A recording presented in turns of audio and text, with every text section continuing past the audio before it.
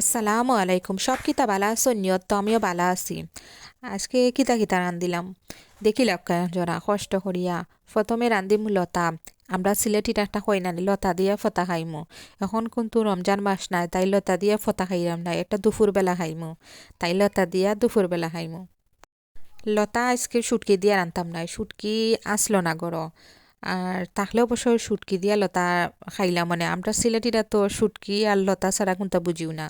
তারপর মাছ দিয়া লতা রান্দি খুব মজা লাগে। আমি আজকে মাছ দিমু, তারপর কমলার বাদা দিমু। কমলার বাদা দিয়েও লতা খাইতে খুব মজা লাগে। কমলার বাদা যে সাথে দিলে খুব মজা লাগে, খুব মজার একটা গ্রান বার হয়। আর লতা দিয়া খাইতে খুব মজা লাগে। তাই ভাবলাম আজকে রুই মাছ দিয়া রানমু আর তুরা কমলার বাদা দিমু, একটা গ্রান করবো। ও তো ডেগর মূল্য লাড়া দিলাম, তরকারি উরকারি দিয়া মানে লতা দিলাইছি দিয়া একটু ভিজিছে, তারপরে একটু পানি দিলাইলাম, দেখলাম ডেগর মুড়ো দরিলার।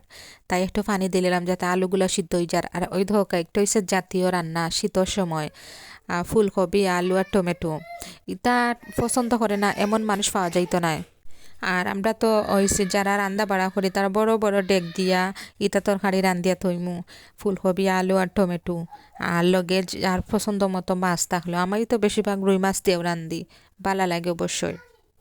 তারপর মশলা কষাই নিলাম, তারপর দিলাই লতা, দেখলাম কিতা অবস্থা, লতাত মাছ দিলাইছি দিয়া আর একটু চুলার উপরে রাখমু, তারপর রামাইলিমু। লতা তো আমার রয়ে গেছে।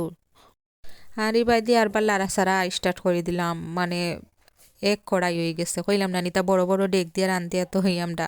আর লতাত কয়েকটা কমলার টুকরা দিলাইলাম গ্রান হইবার লাগে, অবশ্য রান্ধা আমার শেষ। তাই কমলা দিলাইলাম একটু বাদা, একটু গ্রান আইবার লাগে, মজা লাগে আসলে। আমি তো আলু ভাজিও করলে আলু ভাজি তো কমলার বাদা দিই, খুব মজা হয়।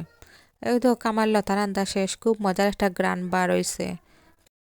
গরম গরম দোয়া উঠছে, গরম গরম ভাতের সাথে খাইতে খুব মজা লাগবে। আর বাই দিয়ে আমি চিন্তা করলাম তারপর আমি বাজি রান্ধিব, বাজি জুতিয়া রান্ধিলাইমু আজ। পিঁয়াজ মরিচ হলুদ কাঁচামরিচ অবশ্য কাটিয়া দিছি, দিয়া বালা করি মাখাইয়া তারপর তেল দিমু একটু। এই যে তেল দিবার কথা ভুলে গেছিলাম অবশ্য, বাদে মনে হয়েছে। তারপর তেল দিয়া আর অল্প আগুন দিয়া চুলার উপরে বয়া তুই দিমু।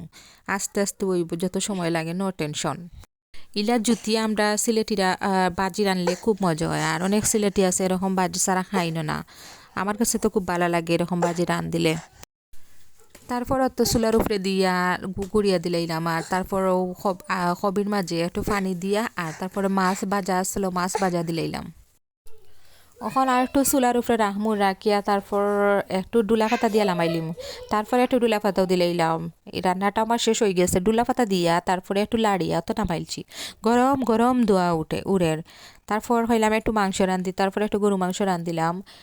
কাটা পেঁয়াজ দিলাইছি, টমেটো দিছি আর ডালচিনি এলাচি তেজপাতা সবটা দিলাইছি, দিয়া ভালোভাবে নাড়লাম। নাড়িয়া মশলাটা একটু কষাইয়া তারপরে মাংস দিলাম। তো তো তো আর কিতা বাক্কা গো ফরি লইলাম। আর আজকে রান্না পর্যন্ত সবাই ভালো থাকবা, আল্লাহ হাফিজ।